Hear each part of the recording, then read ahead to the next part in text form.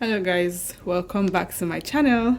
So in this video I'm going to be showing you how to cut facing for a neckline that has slit. What I mean by slit is having a neckline like this, but then it has this opening. So I'm going to be placing my fabric like this on top of another fabric because this is where we're trying to get our facing out of.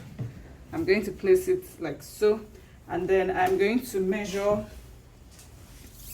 I'll measure the fabric I've placed underneath to be sure that I have enough, just enough, not excess.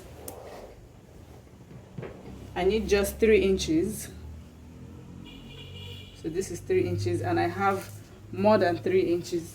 So I'm going to place my fabric at the end like this and I'll mark here. This mark I've made here means that we have excess. So I am going to adjust this fabric.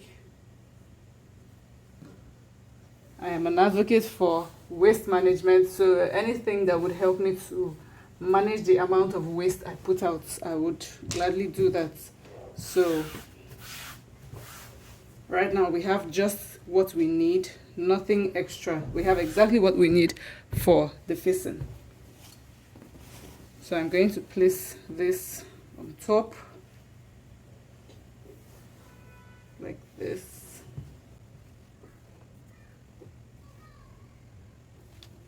I'm going to place this on top like this.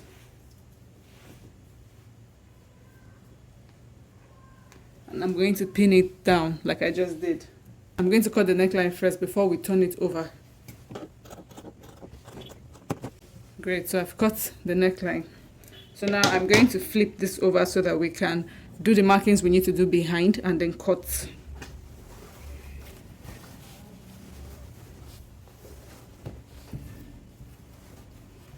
Like this. So now what we are looking at is the facing.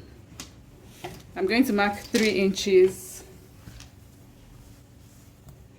round because that's all I need.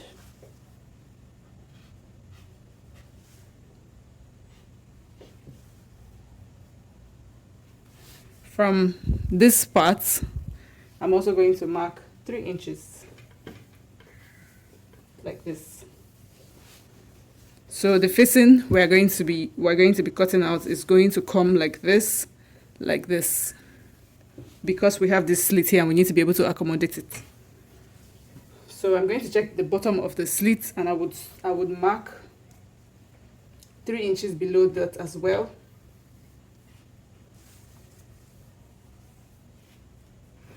So this is going to be our facing.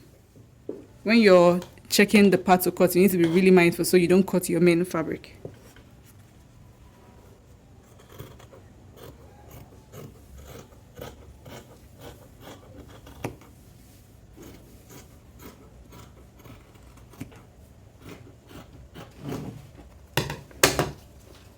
Great, I'll take this out now. We don't need this anymore.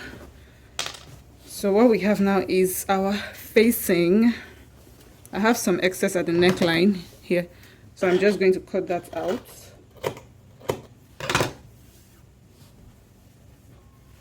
Then I take out my facing, I take out the pins, and this is my facing. So now I'm going to measure the slit I have here. What I have here is, I'm going to measure from here. What I have here is 4.5 inches.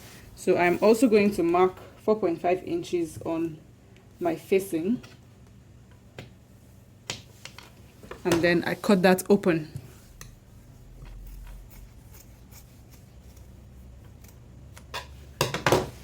Great, so now they are exactly the same.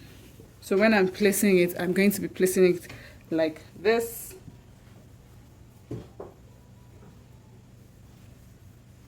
This is how I'm going to sew. I'm going to sew like this first, like this first, the curved part first, both of them, and then you sew this part. Now the reason I do not make an obvious V, I know that when people are making this kind of neckline, they make like an obvious V like this.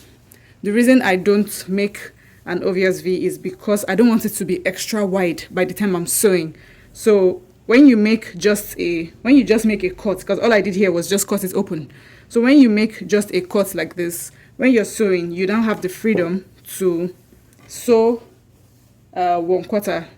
Some people sew half, whichever one is fine by you. I sew 1/4. So you now have the freedom to sew 1/4, and then by the time you're done and you open it up, it just looks really, really sleek, as opposed to having an extremely wide V or a curved V or something. So when I'm sewing, I'm going to sew like this. Like this. You can see that I'm making my own V by myself now. This is how I sew. Be very mindful of your midpoints. And then you come like this again, all the way to the top. So if you look at it, in the end, you're supposed to create your V by yourself, as opposed to just, you're supposed to create your V by yourself when sewing, as opposed to just drawing a very wide V and then making it a lot more wide when you're sewing. Thank you so much, guys, for watching this video. I hope this video has been really helpful to you. Please subscribe to my YouTube channel and share this video to whoever needs the knowledge, and also invite them to come and subscribe to our channel. Thank you so very much. Bye.